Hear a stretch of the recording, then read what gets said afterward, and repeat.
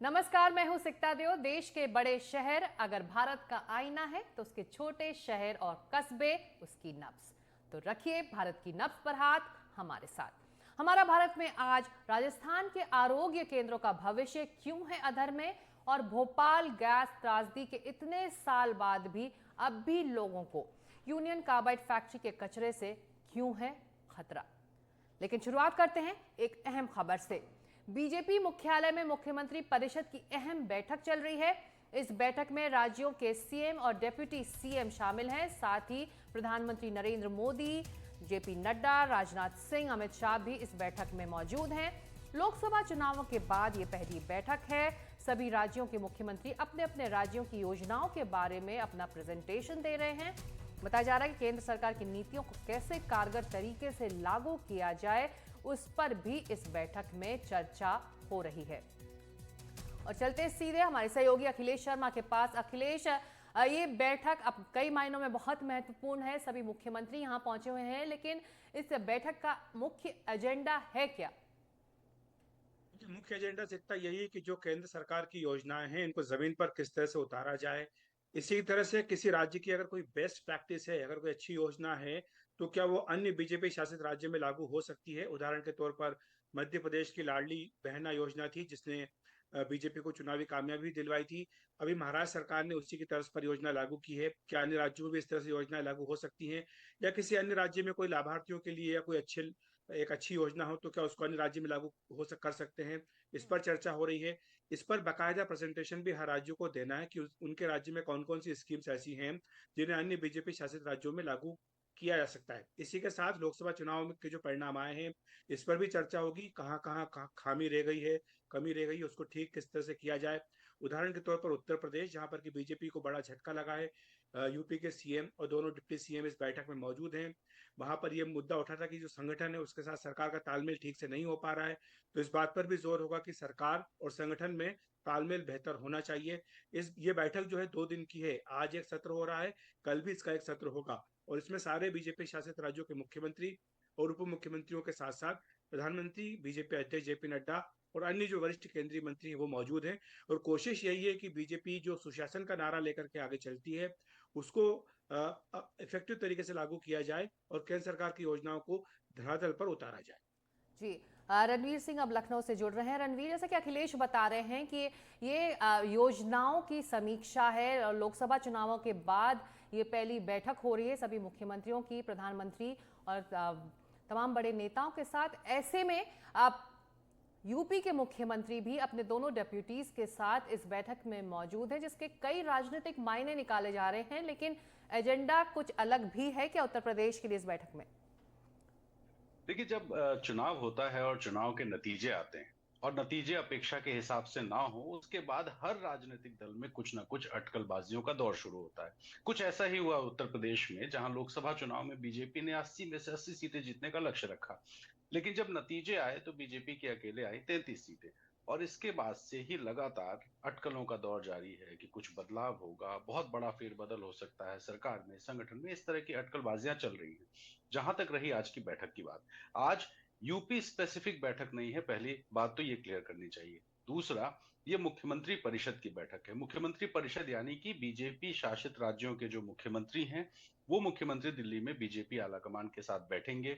इसमें जैसा कि अखिलेश जी ने बताया कि पॉलिसी मैटर्स पे बात होती है कि बीजेपी शासित राज्यों में जो जो योजनाएं चल रही हैं, उन योजनाओं में कहाँ कहाँ पे फायदा मिला है और किस किस योजना को किसी दूसरे राज्य में लागू किया जाए तो वहां फायदा मिल सकता है। क्या क्या योजनाएं हम आने वाले दिनों में शुरू कर सकते हैं, किन किन योजनाओं से हमको बहुत अपेक्षित परिणाम नहीं मिला है, इस पर जी। भी बात होगी। और जाहिर है, चुनाव हुआ है तो चुनाव में जो हार के कारण है, इस पर भी बात हो सकती है बीजेपी आलाकमान के सामने। तो यहाँ पे मुख्यमंत्री योगी आदित्यनाथ, दोनों मुख्यमंत्री केशव प्रसाद मौर्य, ब्रजेश पाठक और प्रदेश अध्यक्ष, जो सबसे खास बात है वो प्रदेश अध्यक्ष का इस बैठक में शामिल होना। क्योंकि आमतौर पे ये शिकायतें होती हैं कि सरकार और संगठन में समन्वय नहीं है, तालमेल नहीं है। तो सरकार और संगठन के बीच में एक तालमेल हो और प्रदेश अध्यक्ष की मौजूदगी में जो सरकार की नीतियां हैं वो संगठन के जरिए जनता तक पहुंचे और जनता उसको समझ करके बीजेपी के साथ जुड़े, ये कोशिश होगी।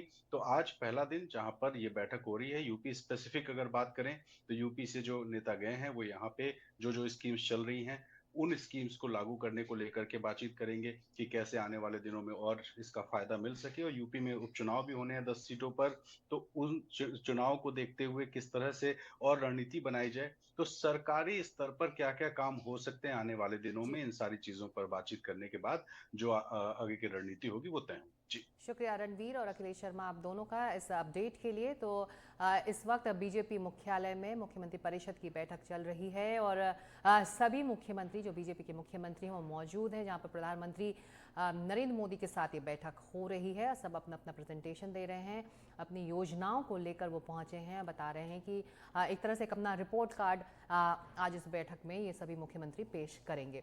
बढ़ते हैं आगे हमारा भारत की खास खबरों की तरफ। किसान अक्सर ओला, बेमौसम बारिश, जमीन के विवाद से परेशान रहते हैं।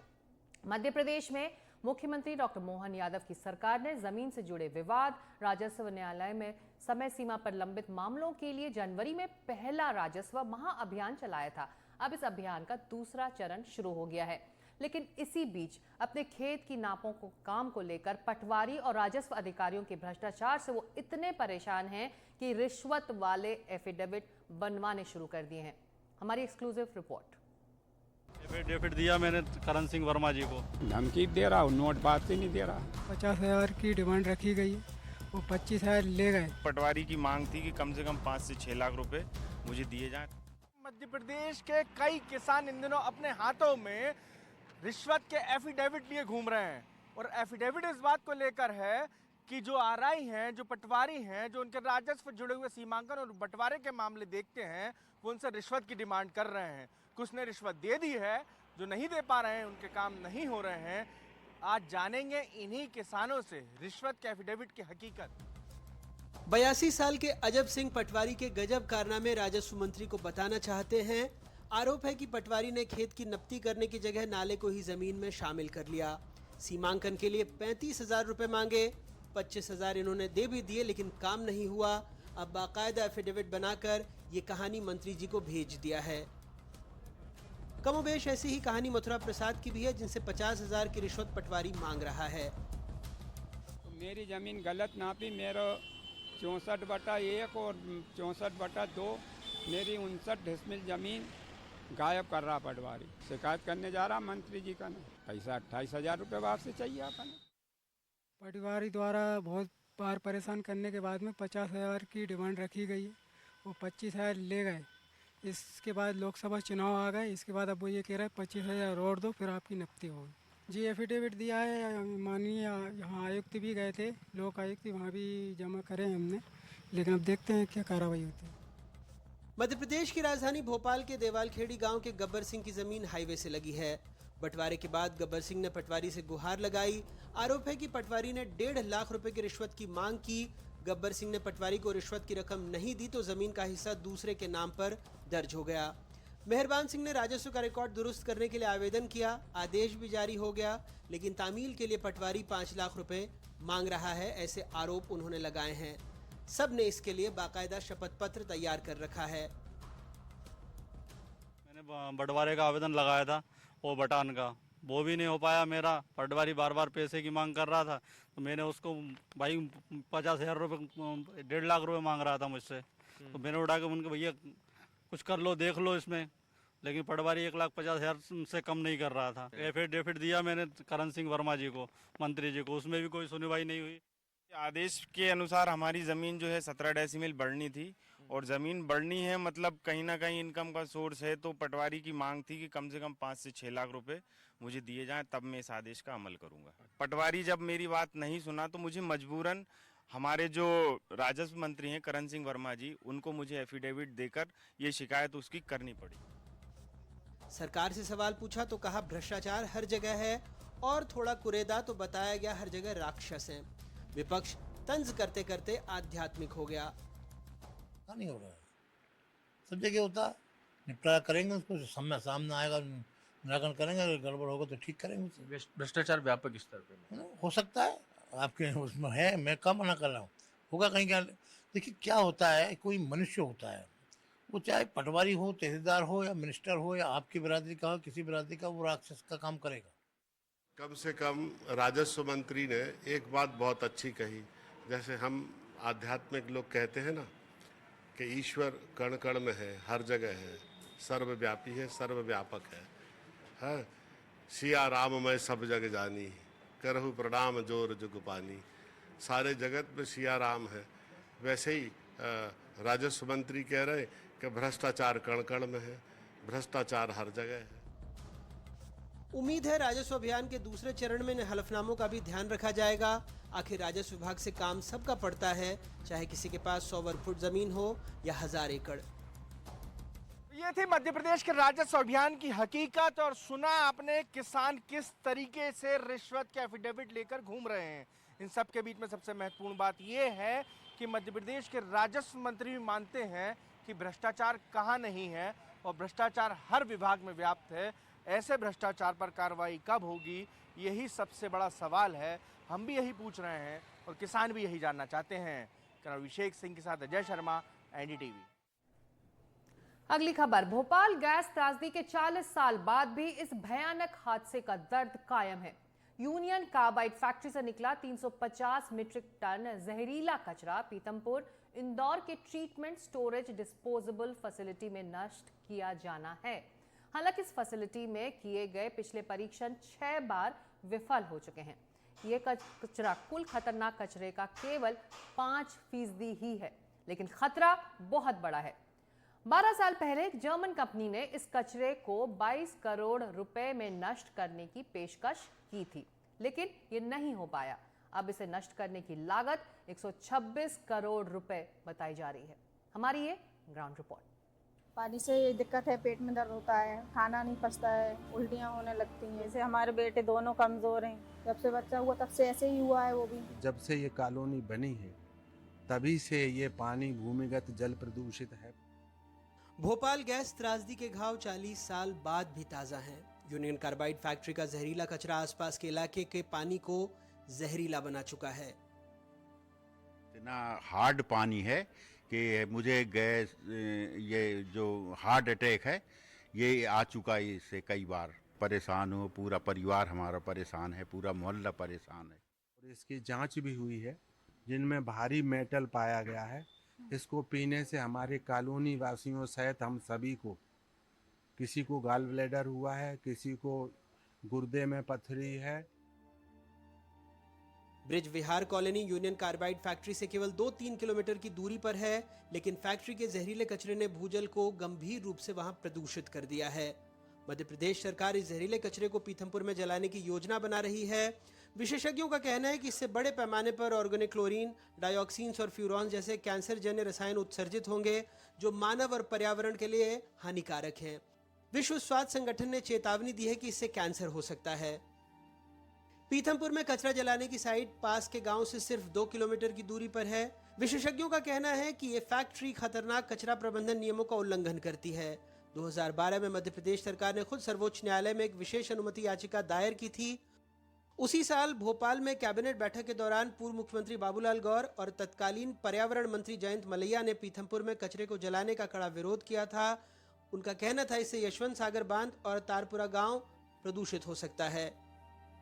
2012 में जर्मन कंपनी ने 346 मीट्रिक टन यूनियन कार्बाइड कचरे को हैम्बर्ग में 22 करोड़ में जलाने की पेशकश की थी।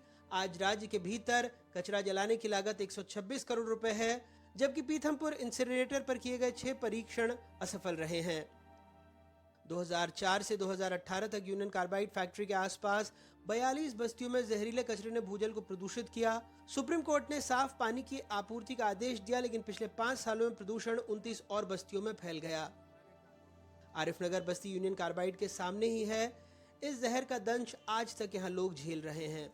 खुद को, बच्चों को, नाती पोतों को बचाने में जो कमाते हैं सब गंवाते हैं। हजारों की तादाद में गैस पीड़ितों की तीसरी पीढ़ी में कई बच्चे दिमागी तौर पर कमजोर हैं तो कुछ शरीर से। गरीब माँ बाप महंगा इलाज करवा नहीं सकते।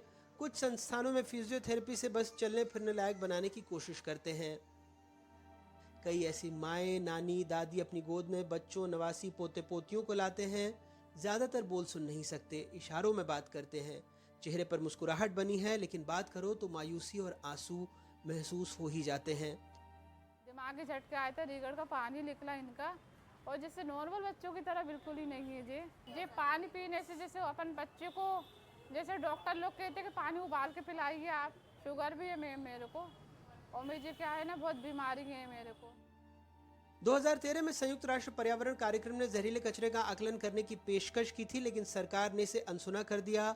हजारों टन जहरीले कचरे की वजह से 4 किलोमीटर से ज्यादा के इलाके का भूजल प्रदूषित हो गया। वहां आज भी हजारों बच्चे जन्मजात विकृति से पैदा हो रहे हैं।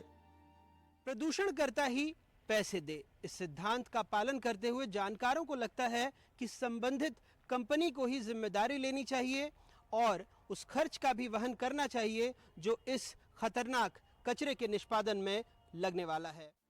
यूनियन कार्बाइड ने जो जहर उगला है वो सिर्फ 40 साल पहले नहीं, 40 साल बाद भी फैक्ट्री के आसपास बस्ती और कॉलोनी में पानी को इतना दूषित कर चुका है कि कई लोगों की जान चली गई है। पानी से ही हो रही है परेशानी, खुजाल चलती है, बस ठीक नहीं होता है। जब से ये गैस निकली है ना जहाँ, जब से ही हम लोग बहुत परेशान हैं। ना पानी सही आता है, ना जहाँ सही रह पाते हैं हम लोग, और इतने साल हो गए गोली दवाई चल रहे हैं। ब्रिज विहार कॉलोनी में लोगों ने घर तो खरीदे, लेकिन कई अपने घर में ताला बंद कर कहीं और किराए से रह रहे हैं। कहते हैं यहाँ पर रहने पर उनके बच्चे और पूरे परिवार की तबीयत अक्सर खराब ही रहती थी। ब्लड प्रेशर है, वो दुनिया जहान हो रहा है, 17 को बीमारी, घुटने में, तपाव में दर्द मरद है। वो पानी से बहुत परेशानी था, कहाँ कहाँ के पानी पीना पड़ता था। हादसे के वक्त कांग्रेस की सरकार थी, 20 साल से बीजेपी है, लेकिन 40 सालों में लोगों को इंसाफ नहीं मिला, जहरीला कचरा नहीं हटा। मेरे मंत्री बनने के बाद भारत सरकार से न सिर्फ हमने प्रयास किया, बल्कि हमने पैसे भी लाए। उसका टेंडर पहले ही हो चुका है, मेरे आने के पहले ही टेंडर हो चुका है, और हमारी अपेक्षा है कि साल भर के अंदर वो सारा कचरा जल जाएगा। भोपाल गैस त्रासदी हर कदम पर त्रासदी रही है। केंद्र सरकार भोपाल गैस त्रासदी में मृतकों के आंकड़े को 5295 बताती रही। मध्य प्रदेश सरकार 15,342 और आईसीएमआर के मुताबिक इस हादसे में 25,000 लोगों की मौत हुई।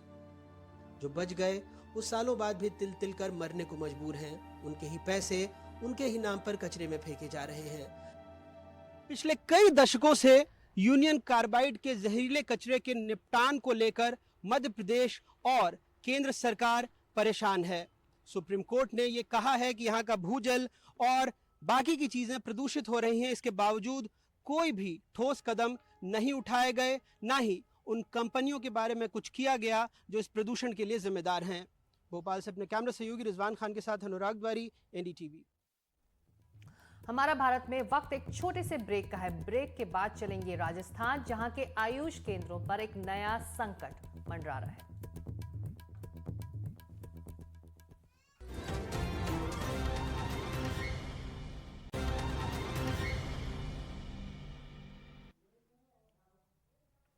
आप देख रहे हैं हमारा भारत, और अब खबर राजस्थान में चलने वाले आयुष्मान आरोग्य क्लिनिक की। राजधानी जयपुर में संचालित केंद्रों पर डॉक्टरों की बहाली के लिए निकाले गए टेंडर को निरस्त कर दिया गया है। अब इन क्लिनिक के भविष्य पर सवाल उठने लगे हैं। राजस्थान से हमारी ये विशेष ग्राउंड रिपोर्ट।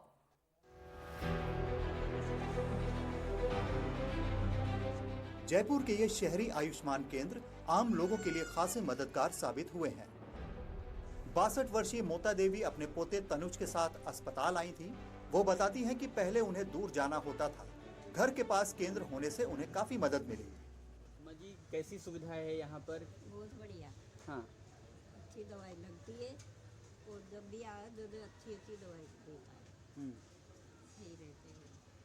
तो ये यहाँ पर खुलने से आपको कितनी राहत मिली? बहुत।